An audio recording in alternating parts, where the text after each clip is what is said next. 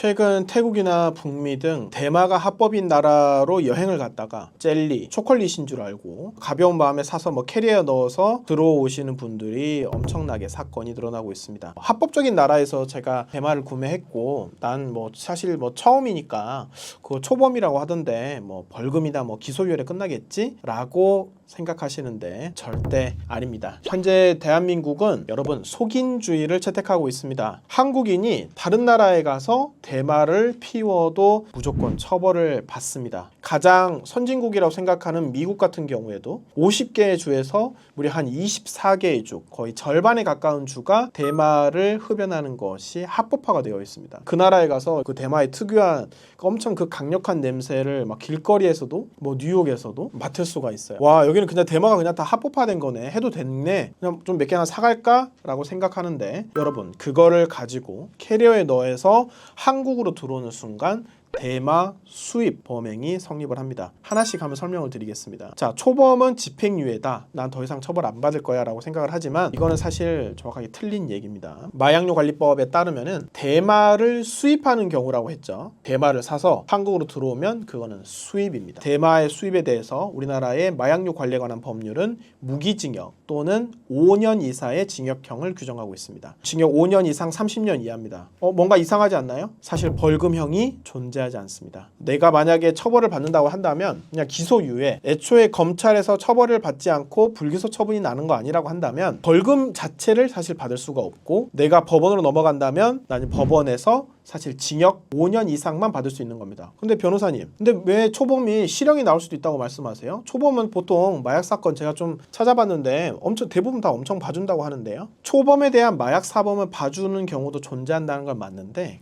집행유예 조건은 대한민국 형법상 징역 3년 이하의 형을 선고하는 경우에만 가능합니다. 그런데 방금 말씀드린 것처럼 대마를 밀수하는 경우가 되면은 징역 5년 이상이 기본이기 때문에 만약에 판사님께서 피고인의 당사자 사정을 봐줘서 장량 감경을 한다라고 했을 때 징역 하한선인 징역 5년에서 만약에 장량 감경을 하더라도 징역 2년 6개월이 됩니다. 즉 아무리 법원에서 선처를 해준다라고 할지라도 집행유예의 마지노선인 징역 3년과 간당간당하게 사실 걸쳐있기 때문에 뭔가 조금만 불리한 정황이 보인다라고 한다면 바로 실형이 선고될 수 있는 구조에 해당한다는 것입니다. 단순한 투약 초범에 대해서는 어떤 기준점이 매우 낮기 때문에 내가 마약을 구매했어요, 내가 마약을 소지했어요, 내가 마약을 투약했어요, 판매, 투약, 소지는 그와 같은 형량이 되게 낮은 것은 맞습니다. 그런데 마약에 대해서 가장 크게 처벌하는 바로 마약 유통범이죠. 그냥 마약을 유통하는 판매가 아니라 저 대마를 미국에서 사왔어요, 태국에서 사왔어요, 캐나다에서 사왔어요, 포르투갈에서 사왔어요 라고 한다면 마약을 밀수를 해버리는 순간 이미 징역이 5년부터 시작을 한다는 겁니다. 2024년도에도 대마 젤리의 20개를 캐리어에 숨겨서 태국에서 인천공항을 통해 들어온 20대 직장이 있었습니다. 초범이었고 본인이 소비하기 위한 용도라고 했고 반성문도 수차례 제출을 했지만 징역 1년에 집행유예 2년이 마약 사범의 선고 전과가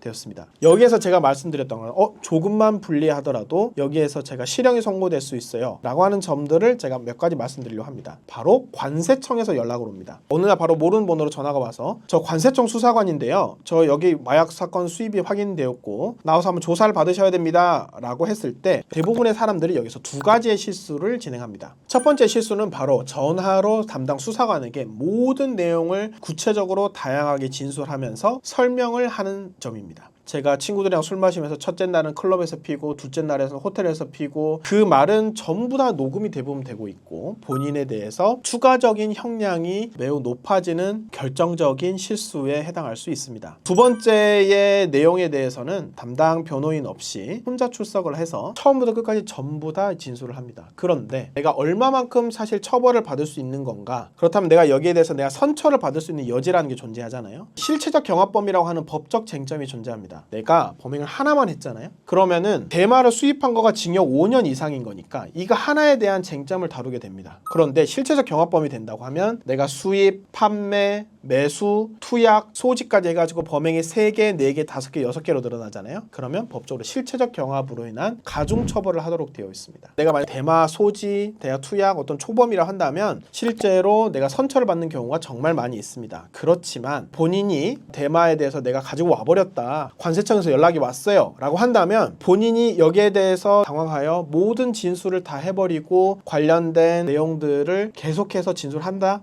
라고 하는 것은 절대 본인에게 유리하지 않을 수가 있습니다. 따라서 오늘 말씀드린 내용의 첫 번째는 절대 외국에 나가서 그 나라에서 합법이다 라고 하지만 절대 대마를 구입하고 투약하고 소지해서는 안 됩니다. 다른 나라 가서도 우리나라 한국인이기 때문에 대마는 절대 허용되어 있지 않아요. 하셔서는 안 된다는 겁니다. 두 번째 가장 큰 실수가 뭐죠? 여러분, 관세청에서 걸립니다. 엑스레이 검사에서 무조건 확인됩니다. 특히 대마가 허용된 국가에서 입국한다라고 한다면 관세청에서는 더욱 면밀히 들여다보기 때문에 절대 다른 나라에서 대마를 가지고 들어오셔서는 안 됩니다. 이거는 수입에 해당하고 징역 5년부터 해당합니다. 세 번째는 이걸 가지고 내가 와서 관세청에서 바로 연락이 왔을 때 본인이 성급하게 수많은 진술들을 변호인 조력 없이 진술하는 것은 후회가 될 수 있다. 따라서 매우 신중하게 하나씩 대응을 할 필요가 있다 라고 하는 점을 꼭 주의하시기 바랍니다.